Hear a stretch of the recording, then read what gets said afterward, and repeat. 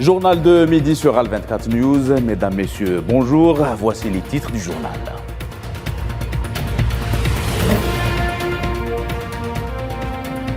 Déclaration d'Alger de réconciliation des factions palestiniennes, saluée par plusieurs pays dans le monde.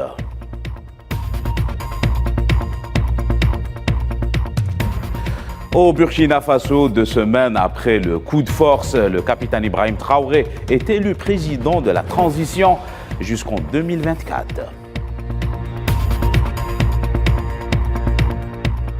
En Turquie, explosion dans une mine de charbon dans la ville côtière Amasra.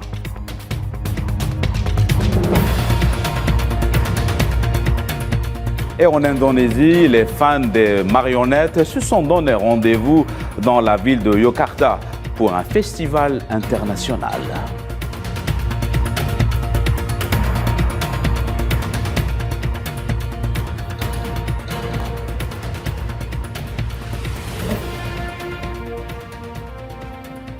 Bonjour à tous, voilà pour les titres et on entame cette édition par l'événement qui a marqué la déclaration d'Alger de réconciliation pour les factions palestiniennes, une initiative algérienne saluée sur la scène internationale.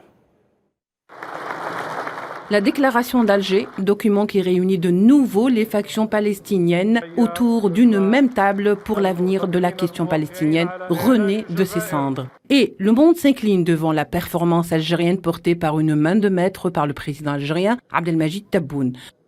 Depuis hier, les réactions positives s'enchaînent. Dernière en date, celle du secrétaire général de la Ligue arabe, Ahmed Aboulghit, qui a salué l'accord censé en finir avec la division au sein de la classe politique palestinienne. Au final, presque tous les pays ont le regard tourné vers Alger, qui ne compte pas pour autant s'endormir sur ses lauriers.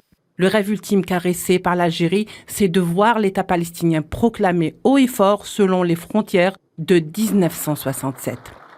Qatar, Turquie, Chine, Russie, Libye, Mauritanie, Irlande ou encore Union européenne, la déclaration d'Alger fait l'unanimité sous les auspices de la diplomatie algérienne car elle ouvre la voie à l'unité palestinienne, seule garante du triomphe inéluctable de la question palestinienne. Et dans les territoires occupés à Ramallah, les forces de l'occupation ont arrêté 5 civils palestiniens, dont 2 frères en Cisjordanie occupés. Selon des sources locales palestiniennes, les mêmes sources ont révélé que les forces armées israéliennes ont capturé 2 frères palestiniens, 3 autres citoyens à Ramallah, après avoir perquisitionné et fouillé leurs maisons et les maisons de leurs parents.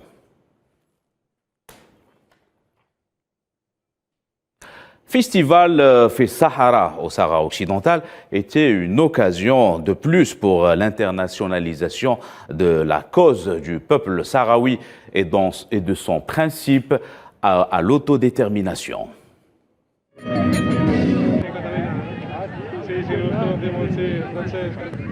Alors, l'objectif d'être ici, c'est le support au peuple sahraoui et l'opposition qui est une part très importante de la société de Majorque et aussi de l'Espagne en contre du président espagnol. Nous pensons que c'est une erreur historique et on pense que le Parlement espagnol, qui est contraire aussi à cette décision, a une majorité pour empêcher que cette erreur peut continuer. S'agissant de la proposition d'autonomie, la considérer comme seule solution représente un dangereux précédent pour la légitimité internationale et de la Charte des Nations Unies. L'octroi d'une quelconque crédibilité à cette proposition signifiera, et pour la première fois depuis l'existence des Nations Unies, la légitimation d'un fait colonial et l'obstination à imposer le fait accompli, en plus du désistement de l'ancienne puissance administrante de sa responsabilité historique, ne peuvent être considérés que comme une complicité avec la force occupante. Actualité continentale toujours, après 2 semaines du coup de force qu'a connu le Burkina Faso, le capitaine Ibrahim Traoré a été désigné à l'unanimité président de transition jusqu'à l'élection présidentielle prévue au mois de juillet 2024 dans ce pays en proie à la violence. Le capitaine Traoré est désigné par des assises nationales rassemblant quelques 300 représentants de l'armée ainsi que la police et des organisations coutumières et religieuses de la société civile ainsi que les syndicats. Et chacun s'est prononcé autour des questions essentielles en mesurant les enjeux. Et à l'issue de tous ces débats, la charte a été adoptée, le président a été confirmé dans ses fonctions. Maintenant, c'est l'heure du travail, c'est l'heure du rassemblement autour des priorités et des urgences nationales parce que nous n'avons plus une seule seconde à perdre, nous n'avons plus une seule minute à perdre. Les amendements qui ont été portés dans la transition ont été consensuels et cela a mené à trois institutions. La présidence du FASO, l'ALT qui compte 71 membres et puis le gouvernement. Et nous sommes satisfaits des travaux et nous lançons un appel à l'ensemble des populations du Burkina Faso de soutenir fortement et fermement cette transition pour que dans les 21 mois, nous puissions aboutir aux résultats. Et nous vous le disions en titre, en Turquie, plusieurs dizaines d'ouvriers bloqués après une explosion dans une mine de charbon à Amasra, ville côtière de la mer Noire, dans le nord-ouest de la Turquie. Les secouristes sont sur place pour aider à évacuer. Selon les autorités locales, 12 blessés ont été secourus.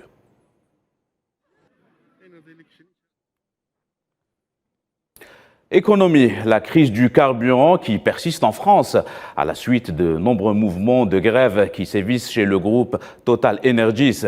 La CGT, l'un des principaux syndicats en France, appelle à la reconduction de la grève après l'échec des négociations, après plusieurs jours de blocage. Quelle en est la situation, Kherdem Tacha? Des stations d'essence prises d'assaut par les automobilistes et des files d'attente à perte de vue. La France toujours en panne sèche. La crise du carburant se poursuit à la faveur du bras de fer opposant Total Energy à la CGT, principal syndicat en France, qui a annoncé la reconduction de la grève entamée par les salariés du groupe depuis plusieurs jours. Le mouvement de grève est reconduit sur l'établissement de Donge jusqu'à mercredi prochain. Nous appelons à une généralisation du mouvement de grève à partir de mardi dans ce pays. Selon la presse française, une station sur 3 manquait d'au moins un carburant ce vendredi, et ce malgré la fin du débrayage sur les sites d'Esso et ExxonMobil. Jusqu'à hier, 29% des stations étaient en rupture de carburant au niveau national. Mais la situation a quand même pris un premier tournant décisif à la suite de négociations entre la direction de Total Energy et la CFDT, ainsi que CFE-CGC, 2 autres syndicats engagés dans ce mouvement. Résultat, grève levée pour ces formations à l'issue de négociations ayant abouti à la signature d'un accord avec les salariés. Des accords sont possibles. Il y a d'ailleurs eu un accord majoritaire signé hier chez Esso.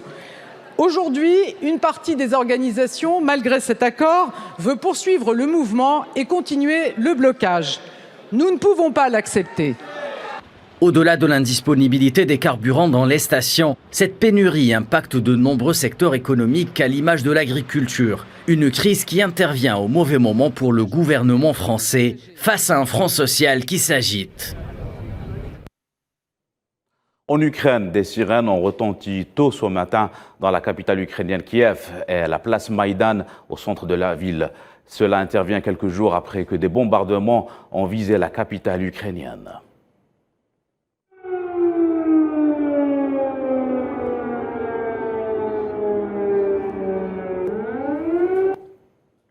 Et des habitants de la ville de Kramatorsk se sont rendus à la gare de la ville alors que la liaison ferroviaire a été rétablie, notamment avec la capitale Kiev. La gare avait cessé d'opérer après son bombardement qui avait fait plus de 50 morts pour la première fois depuis le début du mois d'avril. Des trains à nouveau ont été lancés à partir de Kiev vers Kramatorsk.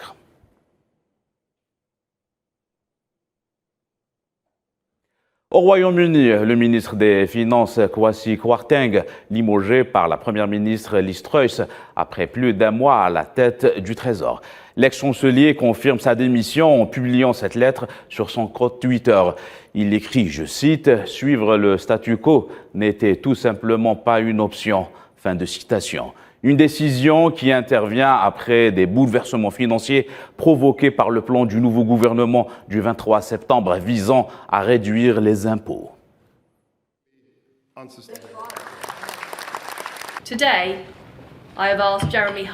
J'ai demandé à Jeremy Hunt de devenir le nouveau chancelier. C'est l'un des ministres et parlementaires les plus expérimentés et les plus respectés. Et il partage mes convictions et mes ambitions pour notre pays. En restant en Europe, économie en Allemagne, le pays fait face à une grave crise de l'énergie. Son économie devrait connaître une récession de 0,4% et une inflation de 7% en 2023, selon les prévisions du gouvernement. Le ministre allemand de l'économie avait annoncé que la crise énergétique difficile se transforme de plus en plus en crise économique.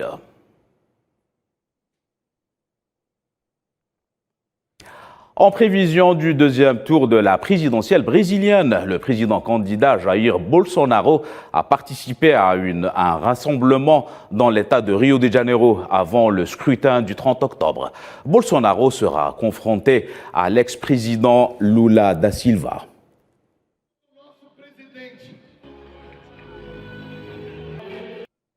En Australie, dans la ville de Melbourne, État du Victoria, et quelques heures après les inondations qu'a connues la région, les habitants ont commencé à regagner leur domicile et procéder au nettoyage des maisons ainsi que les surfaces avoisinantes.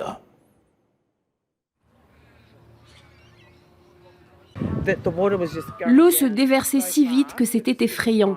J'étais ici lors des autres inondations, mais je n'ai jamais rien vu de tel. Je pense que l'aller ne prendra pas trop de temps, mais c'est le dernier de nos soucis. À l'intérieur, il faudra juste tout sortir rapidement avant que ça ne commence à moisir et essayer de tout décaper et de tout sécher. Et aux États-Unis, le tireur accusé d'avoir fait 5 morts en Caroline du Nord serait âgé de 15 ans selon les autorités locales. Pour rappel, le tireur a abattu 2 personnes dans les rues de Raleigh en Caroline du Nord, puis s'est enfui vers un sentier pédestre où il a tué 3 autres personnes et en a blessé 2 autres.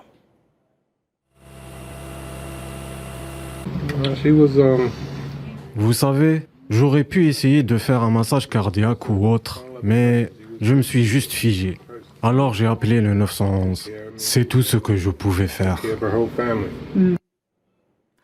En Indonésie, un festival international de marionnettes organisé dans la ville indonésienne de Yogyakarta. Le centre artistique et culturel de Java rassemble cette semaine des artistes, des marionnettes du monde entier. En dehors des spectacles locaux, les représentations de ce festival de 6 jours comprennent des groupes venus de toute l'Asie ainsi que les pays européens.